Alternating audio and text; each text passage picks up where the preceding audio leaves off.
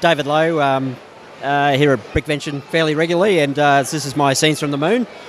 I've been building the various vehicles for quite a while, and we're looking for a way to tie it all together. So mainly started with the Eagles from Space 1999, so that's sort of a vast part of it.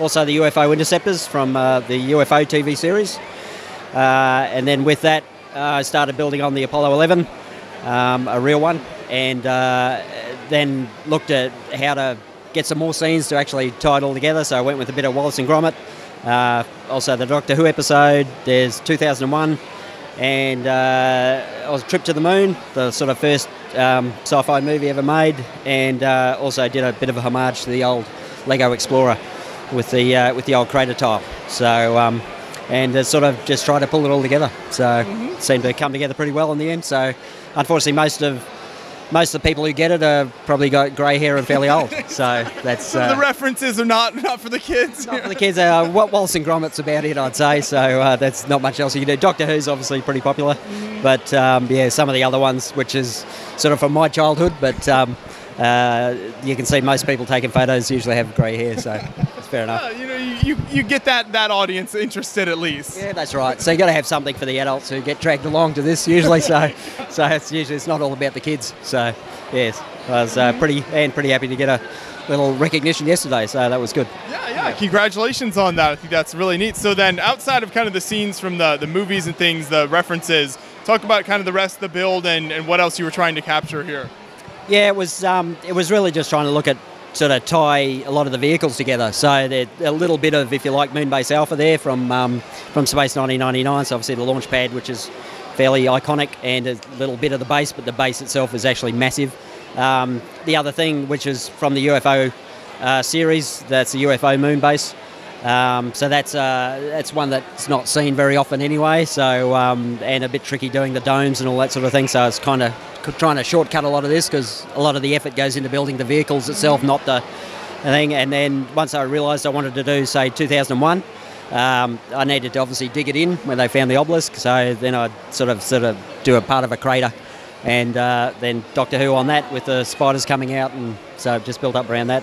The others are then just tried to, sort of fill in with a bit of contouring. And the other one I sort of built specifically was the old Lego crater tile from Classic Space. So you kind of did a brick build. Yeah, the brick built of that with the Lego Explorer.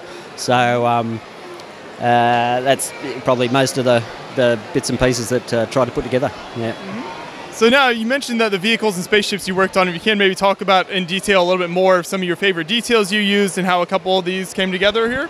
Yeah, so this is all done in basically microfig scale, so about 1/72.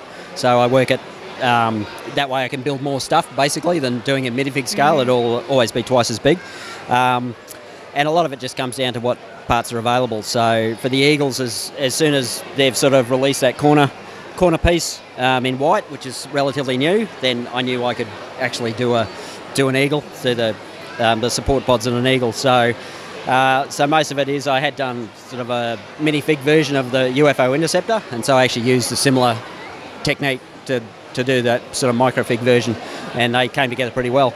And then similarly for the TARDIS, you sort of look at the the Lego TARDIS that they did with the Lego idea set, and sort of try bring that down a bit. And the other one, which sort of took a bit of time, was actually the Apollo 11 module. So once again, it's working off a lot of schematics and doing the scale model building. Most of it becomes fairly, well, I wouldn't say easy, but it's better these days with the sort of part selection from Lego. Greys and a lot of slopes and all those sort of things. There's a lot of variation now, so it helps in trying to actually scale model build accurately. So, yep. Sure. So then do you have plans to expand on this kind of idea at all, add new space scenes, that sort of thing? I don't know yet. I don't tend to plan beyond much about getting here. Usually I usually build a lot of Lego military, so planes and stuff like that is what I've done in the past. So this is just a bit of a change up. And I do like building vehicles and aircraft and in this scale anyway, so we'll just sort of see where it goes. I don't tend to plan too much beyond about Brickvention, so we'll see what happens. Yeah. Good enough then. We'll look forward to seeing where it goes in the future. So thank you so much. Thank you.